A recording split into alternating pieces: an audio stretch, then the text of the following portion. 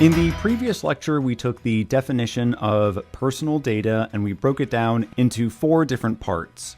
In this lecture, we're going to look at the first part, which is any information. We will start by answering the question, when is information personal data?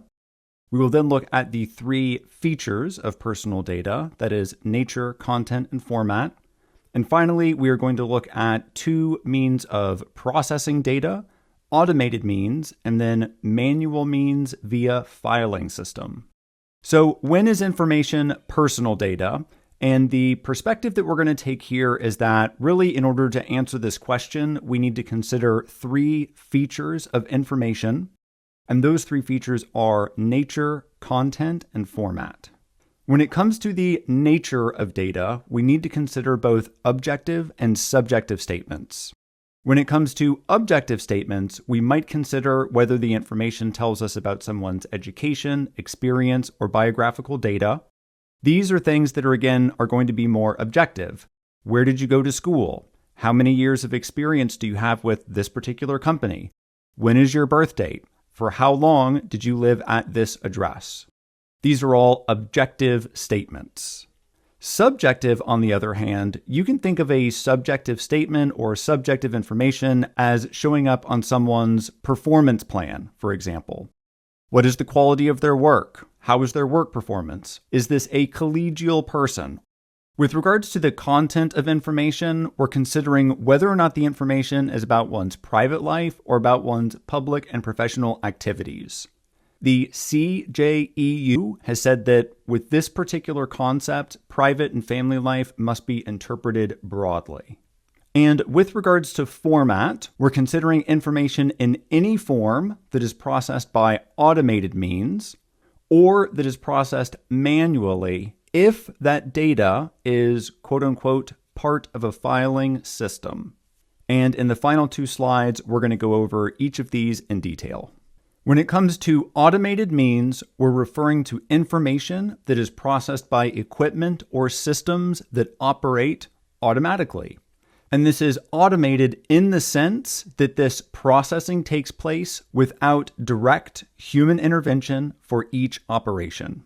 Examples of automated processing include personalized rates for e-commerce, for example, risk assessments by tax authorities, biometric identification, and fraud detection in banking and finance. Now, with regards to a filing system, this is any structured set of personal data which is accessible according to specific criteria. Now, this filing system can be either centralized or decentralized or dispersed at a functional or geographical basis. Examples of organization include alphabetical and numeric.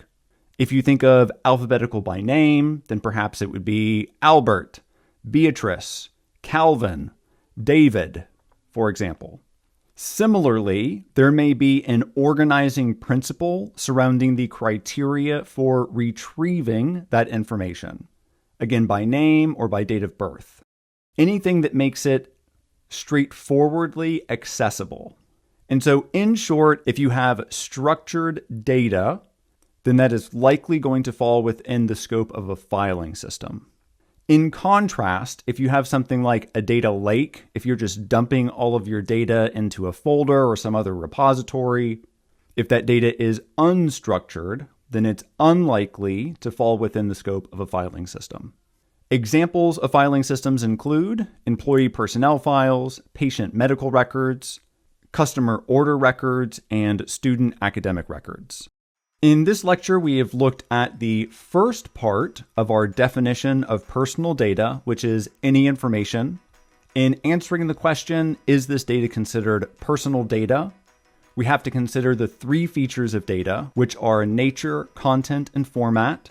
With regards to the nature of data, you need to consider objective and subjective statements.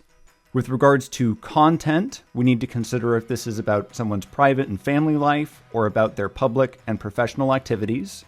With regards to format, we want to consider, is this information being processed by automated or manual means?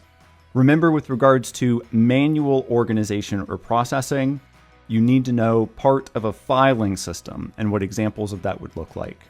When data is processed by automated means, it means it's processed by equipment or systems that operate automatically without direct human intervention for each operation. And for a filing system, this is any structured set of personal data which is accessible according to specific criteria, whether centralized, decentralized, or dispersed on a functional or geographical basis.